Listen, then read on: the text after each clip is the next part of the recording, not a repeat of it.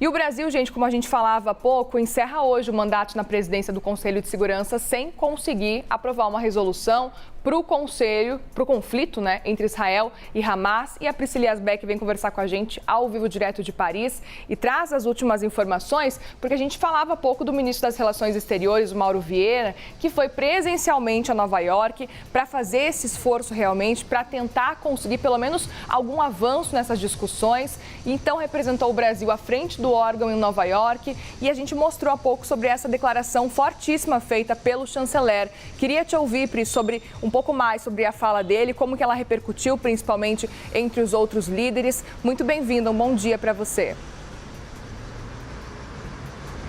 Oi, Muriel, bom dia a todos que nos acompanham. Foram declarações fortes, então, do chanceler Mauro Vieira à frente do Conselho de Segurança da ONU, na última reunião que ele presidiu do órgão. Ele fez questão, então, como você falou, de ir até Nova York para participar presencialmente dessa reunião. Entre as declarações, ele disse que a falta de consenso e ações do Conselho de Segurança sobre a guerra de Israel é uma vergonha. Ele também disse que os países continuam em um impasse devido a divergências internas, especialmente entre os membros permanentes. Lembrando que o Conselho de Segurança da ONU, ele tem 15 membros, sendo 10 rotativos, 5 permanentes, e as últimas 4 resoluções que foram tentadas no âmbito do Conselho de Segurança da ONU sobre o conflito entre Israel e Hamas foram rejeitadas justamente por causa de vetos que aconteceram entre os membros permanentes. Aí ele disse: se não agirmos agora, quando agiremos? Quantas vidas mais serão perdidas até que saiamos da retórica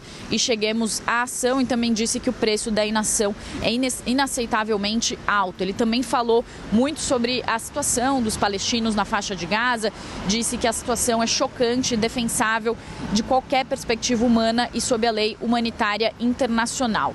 Vale falar também, Muriel, que os nossos editores de Brasília e também a analista de Brasília, o Daniel Hittner e a Thais Arbex, apuraram com fontes do Itamaraty que o governo brasileiro sai satisfeito dessa presidência do Conselho de Segurança. Inclusive, eles relatam 2 falas de diplomatas, de embaixadores que estavam participando das reuniões da ONU, tanto do embaixador representante da França, que teria dito que o Brasil fez um bom trabalho e que a resolução, apesar de não ter passado, a resolução brasileira mostrou que o Brasil merece ter um assento permanente, e também o ministro de Relações Exteriores da Jordânia teria dito que se não fosse o Brasil, não haveria acontecido nenhum tipo de conversa sobre uma resolução mais factível no âmbito do Conselho de Segurança da ONU. Só para trazer um retrospecto, o Conselho de Segurança da ONU foi criado em 1946 justamente para ser o foro para discussão sobre segurança e também sobre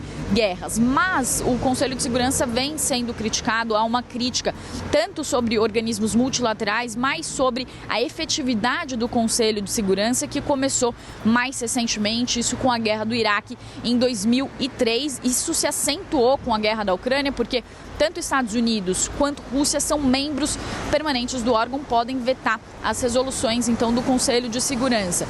Como os 2 países são membros nessas 2 guerras, tanto na guerra no Iraque quanto na guerra na Ucrânia, o Conselho de Segurança não foi capaz de fazer nenhuma resolução que pusesse um fim, um cessar-fogo em ambos os conflitos. Então, essa crise do Conselho de Segurança já vinha sendo mencionada desde a guerra do Iraque em 2003, e agora essa crítica se acentua também com a guerra de Israel, com o Conselho de Segurança, então, sem nenhuma resolução, pelo menos até o momento, justamente por causa desses vetos cruzados que aconteceram. Eu conversei quando o Brasil assumiu a presidência do Conselho de Segurança com o cientista político Guilherme Casarões, da Fundação Getúlio Vargas, e ele já tinha falado na ocasião que, apesar dessas críticas e do pedido de reforma do Conselho feito pelo Brasil, para que o Brasil tenha um assento permanente, o professor tinha falado que as chances de uma reforma, pelo menos no curto prazo, eram muito baixas. Ele lembrou que a discussão sobre essa reforma no Conselho de Segurança, ela vem desde 1990, e ele falou que o modelo que serve de parâmetro para essas discussões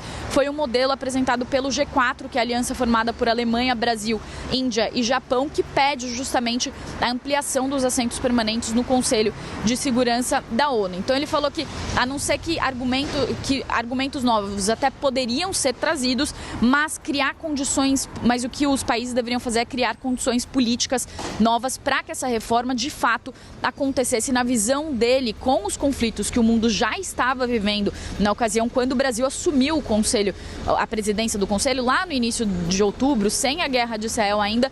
Ele já achava que era um momento de muitos conflitos no mundo, sem um ambiente, um contexto propício para que essa reforma acontecesse. Agora, então, com a guerra de Israel, as coisas se complicam ainda mais. Só para finalizar, lembrando, né, Muriel, que o presidente Lula faz críticas ao Conselho de Segurança. Inclusive, ele chegou a falar, quando ele estava em Madrid, em abril, que nós vivemos num mundo em que o Conselho de Segurança da ONU, os membros permanentes, são os maiores produtores de arma do mundo, são os maiores vendedores de armas do mundo e são os maiores participantes de guerra do mundo, falando, então, sobre essa ineficácia do Conselho de Segurança e ainda acusando, então, o Conselho de Segurança de produzir, né, dos membros permanentes serem os maiores produtores de guerra do mundo. Volto com você.